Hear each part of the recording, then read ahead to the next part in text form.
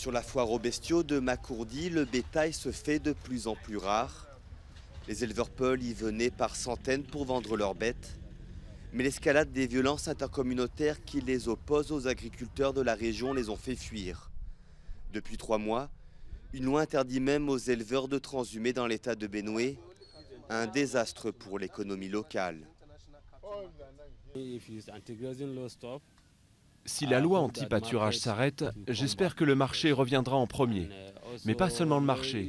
Tout l'état du Benue reviendra à la normale.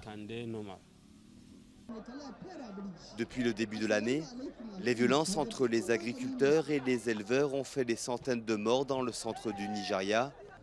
À l'origine du conflit, l'accès à la terre et aux ressources.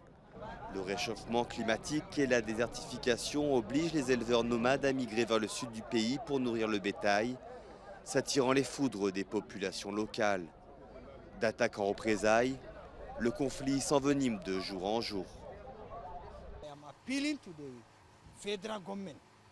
J'appelle le gouvernement fédéral à intervenir rapidement pour résoudre ce problème, afin que les Peuls nomades qui résident dans le Benue puissent se déplacer librement avec leurs vaches.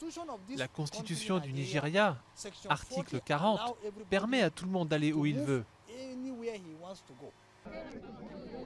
Les violences ont forcé des dizaines de milliers d'agriculteurs, pour la plupart chrétiens, à fuir leur village après les attaques menées par des nomades armés.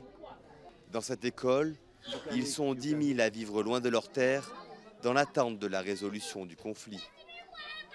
Ils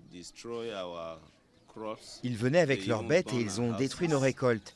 Ils ont même brûlé des maisons et ils ont continué les attaques jusqu'à ce que l'on parte.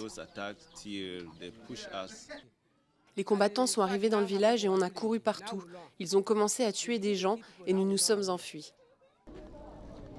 L'armée nigériane a annoncé l'envoi de troupes dans les zones instables pour mettre fin aux violences. L'administration du président Buhari, lui-même peul musulman comme la plupart des éleveurs, est très critiquée pour sa lenteur à résoudre la crise.